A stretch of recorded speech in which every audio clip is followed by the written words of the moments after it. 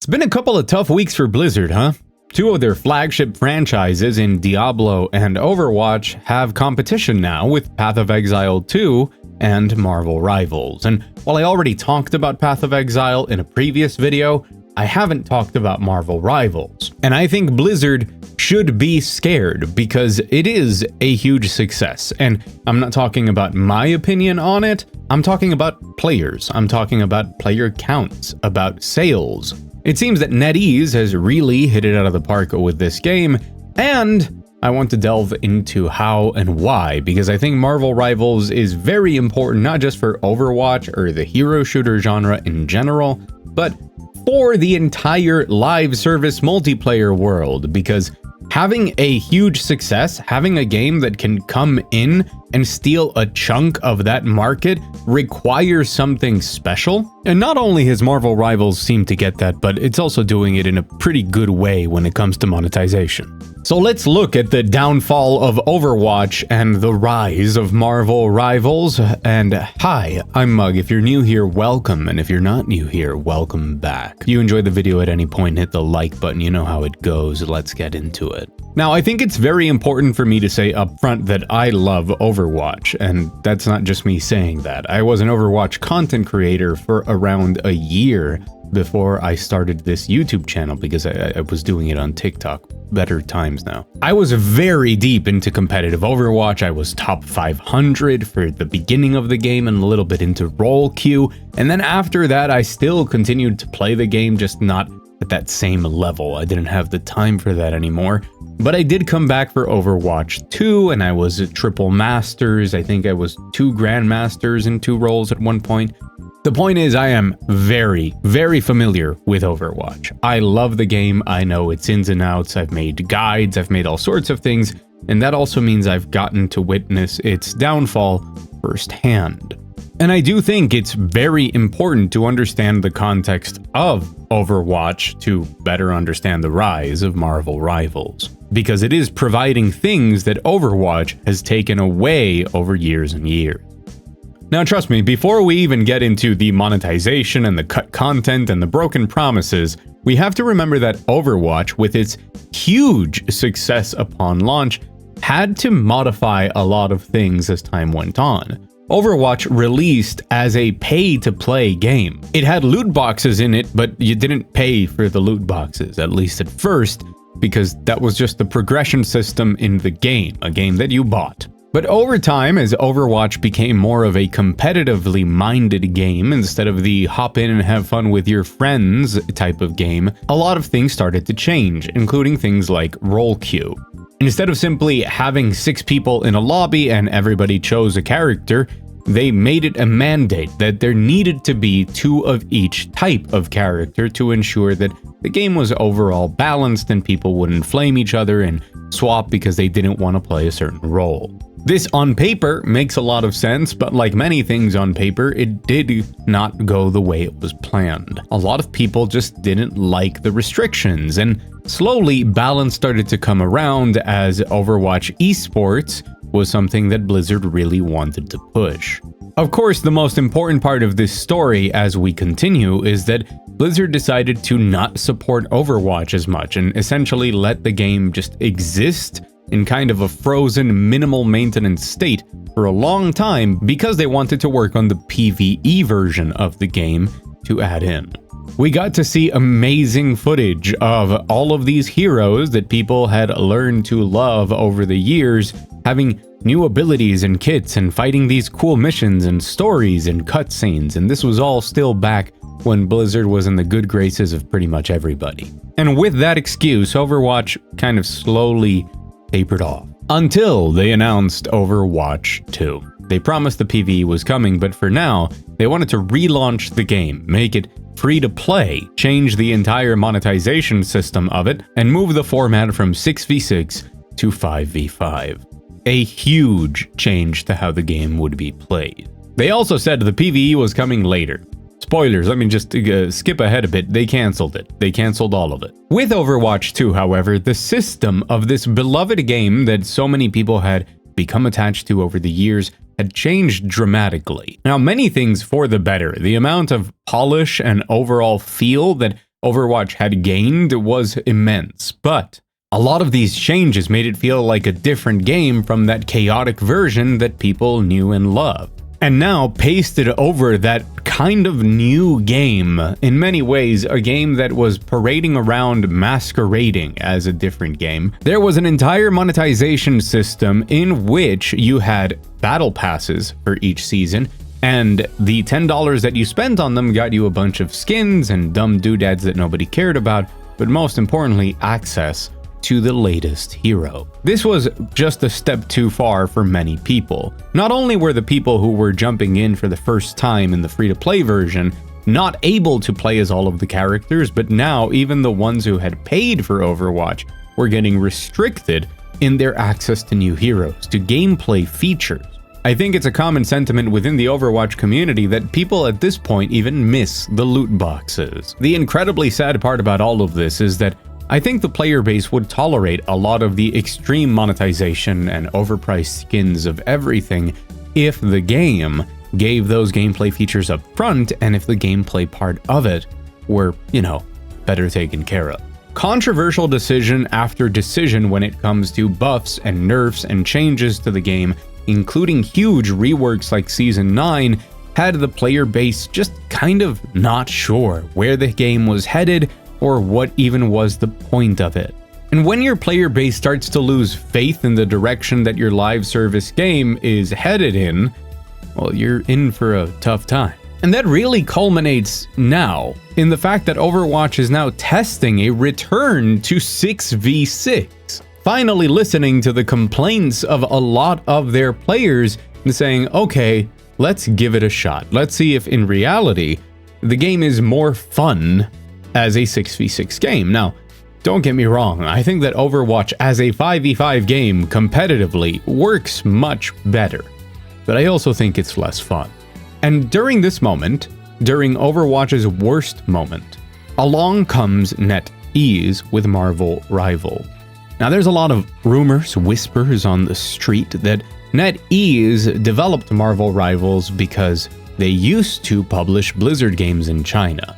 That deal fell through because of, you guessed it, greed. But since NetEase was so familiar with Overwatch and how it worked, they leveraged their connections with Disney in order to get the Marvel characters and make their own Overwatch. Basically a game born out of equal passion for Overwatch and spite for it, I guess. And it's truly impressive because NetEase is a publisher, not traditionally a developer, and this is their first real big game. But I guess some of that intimate knowledge of Overwatch has shown, because what they've put out is something that really has appealed to people who remember Overwatch 1 as one of the most fun games they had ever played, and gives you that 2016 feeling all over again.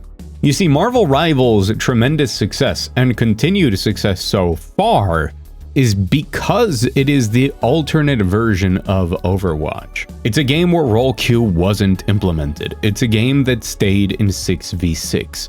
It's a game where characters and abilities weren't tuned down, but instead tuned up.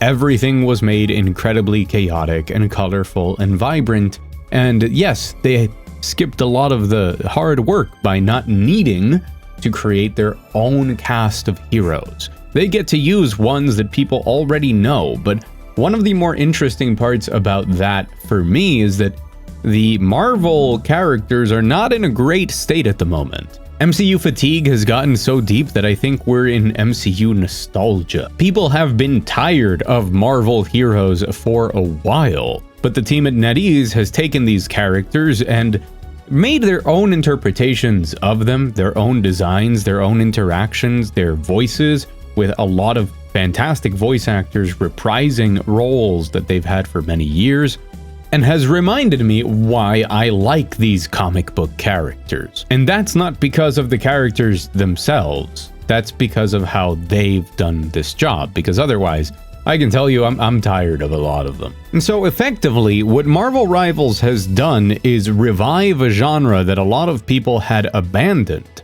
and probably stolen a lot of players that were playing the only other game on the market that did it. While hero shooter elements have been incorporated in a ton of different games, from Rainbow Six Siege to Apex Legends, to pretty much everything now, Overwatch has really remained as the only hero shooter, and paladins, I guess. That dynamic of the healers and supports and the DPS and tanks, the way that a match plays out, hasn't really been replicated, at least not one-to-one in direct competition. And that always had an appeal that wasn't present in those other games, where the core of them is still the first-person shooting. Marvel Rivals recaptures that feeling that anybody can play it. You don't need to be great at shooters, because there's a ton of different characters that do different things while still fitting into a very team-based dynamic. It is a winning formula, we already know that. But nobody had really gone out of their way to try, and I think that is how they've managed to get the audience that they currently have and seem to be sustaining very well on Steam at least. These numbers are impressive. It released to an incredible concurrent player number, which is, again, maybe not surprising for a free-to-play game. It depends on how you contextualize it, right? Oh, it has the same peak as Helldivers 2, which is a paid game.